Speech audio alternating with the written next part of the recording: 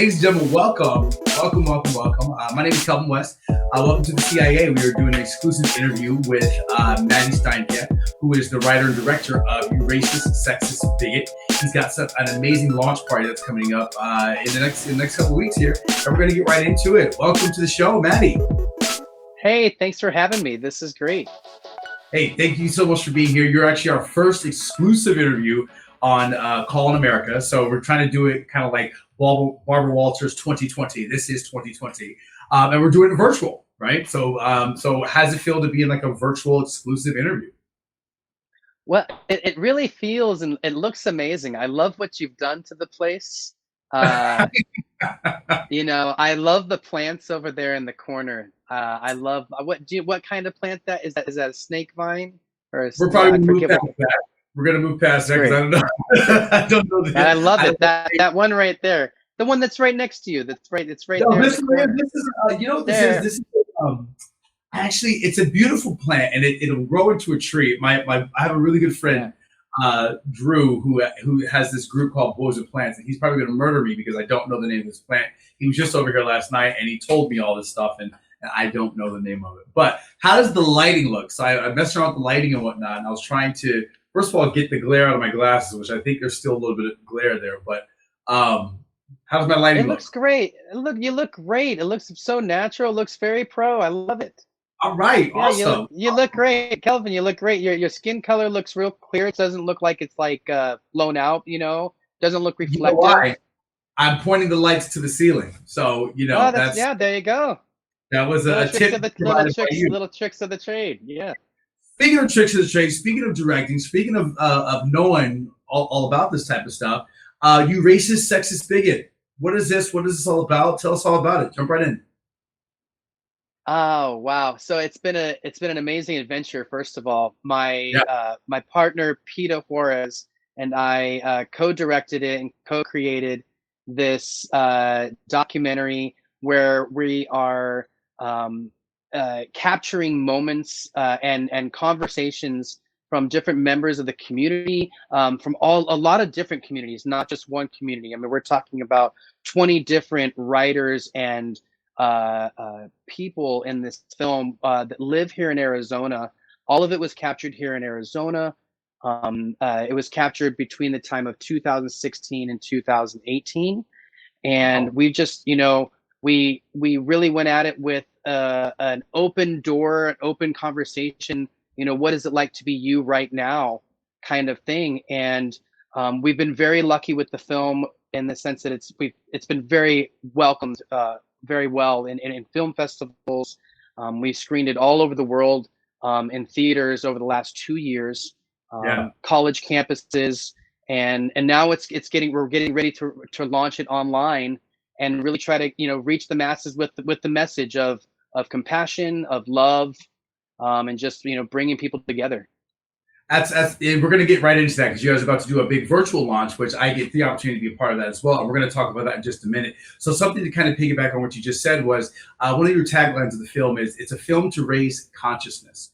What exactly does that mean specifically? And how does this film accomplish that?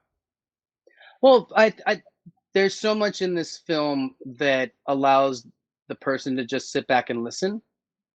You know, it's very much an engaging film where you learn so much about so many different people in a short amount of time, and by doing so, you're gaining consciousness. You're gaining consciousness of what it's like to be in the transgender life right now. You know what it's like to be in a Black male's life right now, and it's not, you don't get the whole picture, but you get these snapshots, these poems, these, you know, spoken word type communication aspects with people that, you know, I think it does two things. So one of the biggest hurdles that we had in 2016 was we had the most polarizing election of our time with Donald Trump against Hillary Clinton, and also mixed in there is Bernie Sanders. And then, you know, other, you know, Republicans, Ted Cruz and whatnot, that were all bunched into this mindset of, it seemed like the campaigns were on this attack mode. They were attacking communities a lot. Primarily, anybody that was not white was being attacked in the media of an immigrant or a Latino or a black man or these people that were the others were being portrayed in a just always a negative light. It felt like in 2016. Yeah. We wanted to we really wanted to be the journalists, the filmmakers, to start putting an end to that. Really, use our platform in a conscious way and say that's not all these people, and we can't typecast these large groups as one singular thing. And hopefully in this film, and when if you get a chance and when you get a chance to see it, you'll see that there's even, it's not like we just go out there and get one Latino and one immigrant. Yeah. You have you get a variation of different intersections that I think. Yeah, and so I think that's where it all comes into play, is just that finding a way to have the intersectionality get communicated to people. So, what's interesting is, I did watch the film. Actually, I'd watched it before, and then I watched it again before we met today. And it just really, today I was able to really kind of just really let the film happen, right? I was able to just really sit and be with the film. I remember you said last time when I kind of like skimmed it a little bit, you said, "No, man, you got to experience the film." And today I experienced the film, and you're right. There is a lot of different people, all local people, I believe, right? All people, all Phoenicians. Everybody from Arizona. I mean, that's amazing. It's absolutely amazing, and from all walks. From Muslim to Jewish to black to white to trans to gay, and it just really, it was very inspiring, and I felt connected with the film. That being said, we talked about these echo chambers and whatnot. Who is the audience for this film? Like, who do you want? Who's the most important to watch this film? Who should be watching this film? I think it's there's layers to that. I might not be the professional of who is the infinite group, but I think our intention was, we wanted to really reach the people in between that, number one, you have that friend that you're like, I don't think they're racist, but they just need to be checked. But they just need to be checked. Yeah. They just need to be like, hey, that's racist. Oh. Yeah. There's so many of these like little things that are just like, using the word bitch. Absolutely. Like this, the sexism and the oppression that comes from that historic word, and even what it's even told, used as a female dog. What? These things. I think that we just have to start cutting that out. And that's what this film. I don't know that this is for a. We're not trying to go out there and get the super conservatives and make them think about themselves. But the second part of this is the college campuses. You get a pool of thousands of people that have never experienced all these different cultures. Well, here, let's let them watch the film and talk about it. I didn't come from a city that had a lot of transgender people, and I've never actually met someone. This was the first time these kind of conversations. Or I come from from a primarily Latino culture, and I don't experience the same racism that you experienced in St. Louis, where you came from, or whatever that culture is as being a black man. Those kinds of things, I feel. And both Pita and I feel, and our writers even, there's some of the construction of the film that is edited so that it could be used in a collegiate, in an educational platform of, you could stop the film and say, let's discuss this part. Let's discuss what they just said. You can stop the film after you've watched it through and go back to these parts and say, hey, has anybody experienced this in the room? Kind of thing. And there, I think that is more of, when you think about the issues in this film, it's a systemic discrimination. Dr. Angeles Maldonado really calls out that this isn't a result of one society. This isn't a result of one uproar. This is a systemic, historic thing that is in society, and it's not one case, it's many, and it is affecting now everyone because people are dying, people are being killed for these things. And people have been, I mean, this, the deaths of black men for sure, black men and women for sure. I can speak on. It's not new, right? It's not new. People, this has been going on, but now through social media and through a lot of these young people, the message is just getting out there louder and louder and louder. So, the video not only addresses races and different shades of race and whatnot. You have Philippines with Filipinos who were talking about their white privilege, light-skinned Hispanics. What I did notice, though, this is kind of a personal question for me, because to speak a little bit about my truth, is I didn't really see any light-skinned black people in the film.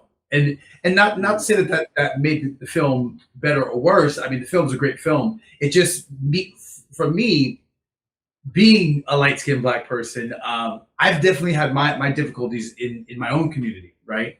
And so it's interesting watching the film. And so I guess my question is like, how did you go about picking these people in the film? Yeah, so a lot of ways. So we have an amazing team, first of all, that through the network, people were, suggesting, oh my gosh, you have to meet so-and-so. They're an amazing speaker about this thing that no one talks about in the news. There were people that, for instance, Camille Sledge, that I've just known for years in the music industry, that I was very interested in her lifestyle, specifically at that time, because her and Will were not married. They had kids, and they were madly in love, and they never thought of being separated, but they'd never had that marriage before the kids. And I knew that was her, and I had talked about the issues that she has when, the discrimination that she has in those moments when she's sitting there with her baby by herself, and what people say to her passing by. And that conversation, I felt, really would resonate with people if they could hear this, if they could hear the story from her mouth, that I could just turn the microphone on and say, what is it like being a black mother who is not married but is with the father of the baby, and it's working for you, and it's not the historic traditional way. What is that like? And there's those kinds of experiences, but then we also are surrounded, Pita and myself, with really beautiful organizations. Transqueer Pueblo was a very big, real big part in the storytelling in this film. What they did in that Pride March that's in the film changed the film itself. So, I mean, I don't know that we have all of Karina's story as predominant in the film had that moment not taken place. And I think that story right there is talking about that colorism that you're talking about. You're talking about the division within a culture, and how that it's not as flexible as everybody thinks it is. Yeah, no, and that's the point that I was trying to make. I wasn't, saying in regards to the film, but it's just interesting because, and actually that brings me to my next question, because you cover a lot of topics in this film, right? You cover homophobia, rape victims, transgender, sexual misconduct, sexual assault, terrorism, immigration, etc. How do all of these topics tie together? That may sound like a weird question, but I think I have my idea of how they all tie together, but I kind of want to hear from you. Like, you're talking about a lot in 60 minutes. How does this all come together? I do think that there are different versions of this answer amongst our team. Okay. Which is a beautiful part of this film. We had over 20 writers, and I think there was like 8 producers that were all part of the decision making.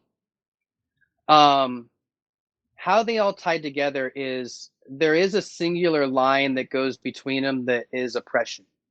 Boom. That oppression is oppression, and that you can see that there was a question we had in an interview with the Young Turks, and the question was, who gets more discriminated against, and he was wanting me to lean into that a transgender, undocumented transgender woman in Arizona might get more discriminated against than a black male or a white lady. These things, and at the end of the day, oppression is oppression. Like, it is not for us to say who is worth more, and as far as I'm concerned in this regards, like, we have to be looking at all these lives and saying, how can we be saving more lives, and how can we decrease the amount of violence, the amount of deaths that are happening because of the response from the microaggression, the response from the sexism. So I don't know that it's like that these people are all singularly connected in this like individual line, but all the way across, they're experiencing some form of oppression. Yep. And me as a white male in this society is not receiving what they are receiving. And I knew that is for me, and that must be the case for so many that don't know that these things are happening in their cities. Can I ask you, I don't want to put you on the spot, and if this question is too off topic or something like that, feel free not to answer it. You just said you as a white male, there's a lot of attention, there's a lot of focus on like what the white male is doing now. I mean, can a white male be oppressed? I don't know why that question just came to me, but like, in everything happening, like what are your thoughts about that, the idea of that? Or and if that's too weird of a question, we can move on, but that just came to me just now. What are your thoughts? A white male definitely cannot be oppressed in America. Okay. Our social system is set up to benefit the white man. The Constitution is set up to benefit a wealthy landowner. So I mean, like you fall in line all the way down. Some of those laws haven't changed. We haven't changed the Constitution to benefit all. We are not an equal for all. So I don't think in America, I don't. The issue with now that question outside America is I don't pay taxes in those other places. To know I don't know what the individual laws in those. I think the closest thing I would say is like not in Ireland either. Not in the European countries, most likely. My dogs just went crazy on this show. Someone just came home. Sounds like. This is great. I love it. Cut this part. This is real. This is a real. We're live to each other's homes. You know what I mean? Like it is what it is. The air it's a pandemic. It's a pandemic. It's a pandemic, and this we're telling the story as it is. So I'm all about it. So continue. Yeah, I think to answer your question, definitely not. I don't think that a white person, maybe not a white person, but a white male. I don't think they can receive oppression in America. It's not the time right now, right? Like I would say that it's there's just a lot of stuff going on, and the white male has the best chance of success, and so that's not what we need to be talking about right now. It's kind of like my idea of that question, because it comes up. There's a lot of. I think it's important to say why though, like the why in that is because the majority of the CEOs, the billionaires, are white men. The white man. If you look at the college, just in my own industry, Stanford comes out with a study on filmmakers and the disparity in income between filmmakers, men filmmakers, women filmmakers, and then women of color, and so forth, all the way down the line to transgender or other intersectional identities in the film industry. And white men are at the top. They make the most. The actors make the most. And until people like myself start pushing people above us. Yeah. Still until we start getting out of the way and say, you need to be the director, you need to be the lead, you need to be the casting person. I'll back you up. And until there's more of us out there trying to say, okay, I'm solid where I'm at, and now I can help all of these other people that don't have the chance anywhere else, or maybe aren't getting it. They need to all start getting above us. It's about giving up your seat at the table, right? We cannot 100%. have an inclusive nation if it's all white people at the table. Someone's got to give up their seat. And it's not just about giving handouts. It's not about like saying, hey, well, I donated to this, donate to that. No, you need to stop making decisions, right? You need to completely give up your seat from the table. But my friend, we're actually coming to the end of this segment. I want to talk all about the virtual launch party. When's the date? What can people expect? And where can we sign up if we can? And what are the next steps? All right, so everything's going to be launching from YouRacistSexistBigot.com. It's the easiest thing to think of, to find. We're going to be doing a launch virtual thing, where we're going to be interviews. It's going to be like a virtual red carpet type thing. September 20th, it's on a Sunday. It's going to be at 7:00 at night. Yes. If you want to get dressed up and take a photo of yourself, send it in. We'll share it. We'll repost it. We're going to be putting out little graphics that are going to be our like red carpet image. It's going to be fun. We want to celebrate. This is kind of like the homecoming end of this like long parade of putting out an independent documentary. We did a fundraiser. We did the film festivals. We did the independent theaters and colleges and orgs. And now we're trying to bring it to people's homes. And so, and really anywhere, on the run, go. It's going to be $1.99 rental. It's going to be $10 if you buy it. It's going to be you're going to be able to stream it. You can be sharing it. You can watch it on your phone. You can watch it on your big screen. And everything will be coming all out of YouRacistSexistBigot.com. You can follow us on Twitter at Mango Skies Films. Myself and my partner Pita and all of our writers, we thank you so much for sharing our stories. And thanks so much, Kelvin, for having us on. Hey, this is really cool. This has been fantastic. I can't wait to kind of put this together.